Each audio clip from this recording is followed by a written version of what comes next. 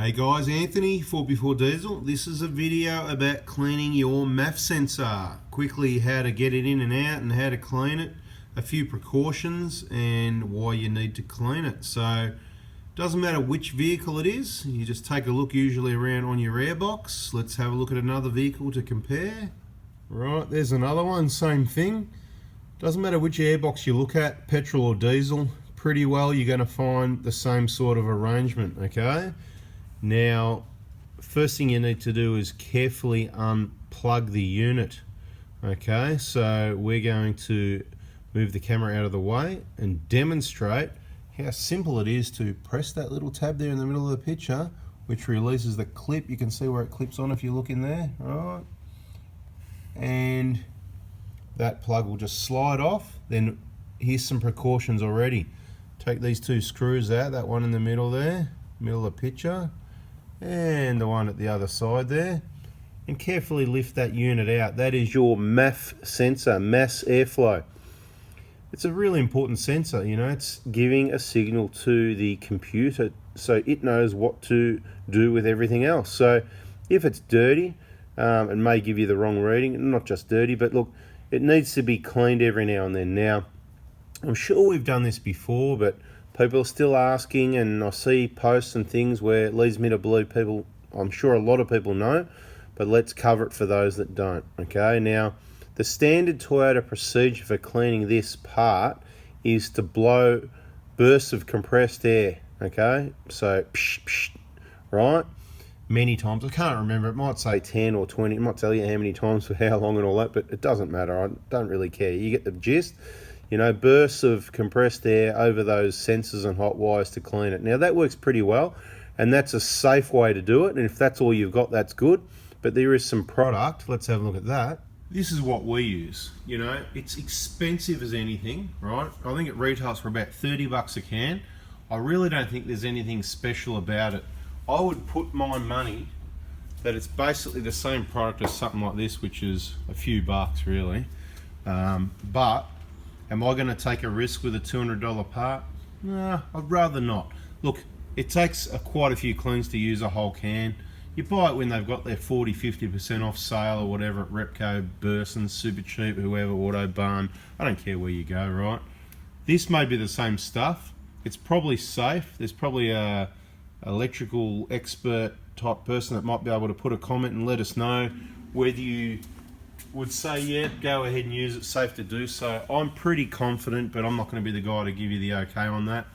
This one's definitely the rip-off, but we like CRC brand products. There's a number of things they have. For whatever reason, I don't know, we just like the brand. That's what I use, that's the can, and that's what we use. So let's get one out and clean it. As I said, pretty well the same on most vehicles with fuel injection. Now, I'll give you an example, the old 1KZ in the 120, same airbox and everything, but there's no MAF sensor there, so don't be surprised. You know, first thing we've got to press is that tab, like I said, and then wiggle the plug. So we're not pulling on any of the wires, we press the tab and we push the plug backwards, it's the plug. No need to yank the wires around any more than you need to, alright? So if we can, we'll just give it a bit of a, there you go, what I just said not to do. You can go whatever you want, right? Just have that out of the way, it doesn't matter, just leave it there, alright? Take these screws out. So one of your precautions, did I give you a precaution already? Look, don't wreck the sensor, okay? Of course the video's running so I can't even use a screwdriver. So gently take that screw out. Precaution number one, don't drop the screws. I've put it up on the sill there because I think that's a pretty safe place, but you could drop it anywhere, right? Now, I'm going to give you the tip. This one has been over tightened before, okay? At this side, most of the plastic's pulled out of it, and every time it comes out, you know, because of the way it is now, there's a little bit more plastic or something in the thread. I'm just looking at that. But the good news is, it doesn't take much to hold it in, you know, it's not going anywhere. We'll just put the screwdriver down, and out she comes, right? So there it is. Okay, so part of the sensor is out here that you can see, right? And it's got a little bit of, you know, a little bit of mess on it, not a lot of dust really. And you've also got more in there where you can't see. So let's go over to the bench and have a bit of a look-see and see what we can see what we're cleaning. Okie dokie.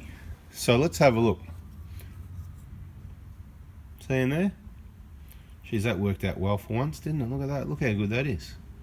That's only on 720p actually, so could have upgraded that a bit. I'll turn the quality down so I can fit more footage when it doesn't really matter, and if something matters I can turn it up. So just to give you an idea, I mean that's the clean side. Obviously this is where it's hitting over this side, okay? And that's not a lot of dust, that's mainly oil. This vehicle has got a K&N filter in it, so there's a little bit of oil over that sensor there, okay? Because if you're using a K&N filter, the oil is what stops the dust, so it is quite important. You can see how well the K&N filter works. You can see the dust isn't here. This is, I suppose there's two parts of this video now. It's not just MAF sensor cleaning, it's the arguments about the K&N filters. Perhaps we should, I'll put K&N filter as a keyword in this one as well, because there's a lot of uncertainty and disagreements. It's a bit like recovery points. Everyone's got their opinion and experience and whatever, not to devalue anyone's opinion. Everyone's got their own experiences and stuff like that, but we like to roll with the majority. And I've got to tell you, in our Prados, we've used the K&N filter on and off, and including other Prados we know of. And our experiences are, like, people say, oh, they're rubbish. Some people say, oh, they're better than paper. What are you thinking, you nutcases? You know what I mean? Of course they're better than paper. Paper's like old technology, and that's kind of true. But then you look at the box and K&N says, not for off-road use, you know? So then you go, oh, this is what I can tell you with my experiences, okay? It works. The K&N filter works. We did a trip that I knew was going to be putrid. I oiled the buggery out of it, right? Because everybody says it gets all over this sensor and causes problems. Never on this engine has it caused a problem. I oil it really well so that it works. Remember what I said, the oil is what picks up the dust. We went on a trip, we were away for about 10 days, 2 weeks, lots of dust. One other car, outback roads, heaps of dust, and I was sort of what I normally stay out of the dust, but purposely got in the dust a bit with the snorkel head facing forwards, right? At the end of that trip, when we got back and had a look at the filter, and I did not open it for the whole trip, the engine breathed well, didn't blow smoke, because that's what happens when it starts, you know, black smoke. You've got a blocked air filter. That's not the only reason, but trying to keep it short, simple. Basics, you know, when all your injectors are right and you've got this blowing smoke, a bit sluggish, whatever, it's your filter's blocked, right? Anyway, you didn't know that. It's another video. We'll tell you about that in another video. But what I'm trying to say is the oil hasn't affected it.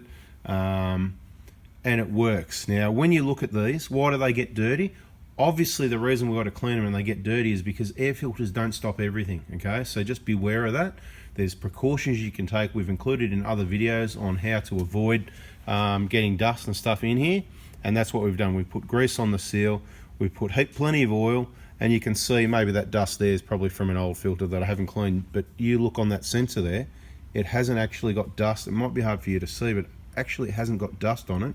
It's just got the oil because I've oiled it so heavily, which means you'll get some oil on your sensor, but you won't get the dust, and the dust is what we don't want. You don't want on the sensor either if one of those makes or models that causes problems. And I have heard of certain vehicles, again the Nissans, that you get a bit of, maybe it's, look, they do throw codes and have MAF sensor codes coming up, particularly when people are running you know, different filters, or they might run those, you know, those socks over the Safari snorkel. We don't use those for that reason as well. They can cause issues, but what I did find through a lot of testing is turning the snorkel head backwards. Anyway, that's not what this video is about. Let's just get a dodgy container. This will do, right? Normally we just do this into another sort of drain tray, but I just want to give you an idea now. Some people say take off that O-ring because, you know, it makes it stretch and whatever. Well, look, I don't spray the O-ring, okay? My O-ring's got the lube on it. After the cleaning, if it's a problem, then I may clean it and re-lube it or whatever. Normally, I don't lube the O-ring. I lube the hole in the airbox, because that way, because when you put it on here, maybe you're going to accidentally go like that and touch there, and then maybe it's going to melt and run down and get on the sensor or whatever, right? So the way we do it is just a little, you just need a little bit, right? On the sensor, nowhere else, see? Done. Went nowhere near the O-ring. Same thing up in here, right? Don't touch anything on those wires in there, okay? So I'm not going to stick it right in till it touches. Just here near the start, I'm going to go like that, and it'll run out the other end. That hits it from one way, right? I'm not saying I won't spray it more than this, but I'm demonstrating, right? And then from the other side, even though there's nothing in there, you can't see at the moment, but it's all around this side, but then it's going to hit it from the other direction, if you know what I mean. right? And then hold it that way so it all goes down like that. Then compressed air.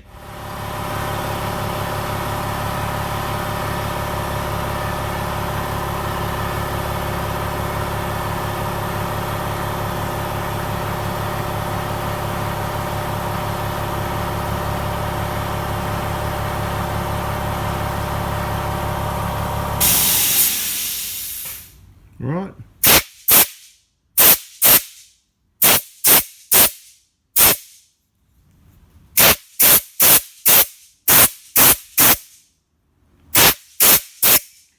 And if you're out on a trip and you want to clean it, you can use the sensor cleaner, or you could use compressed air.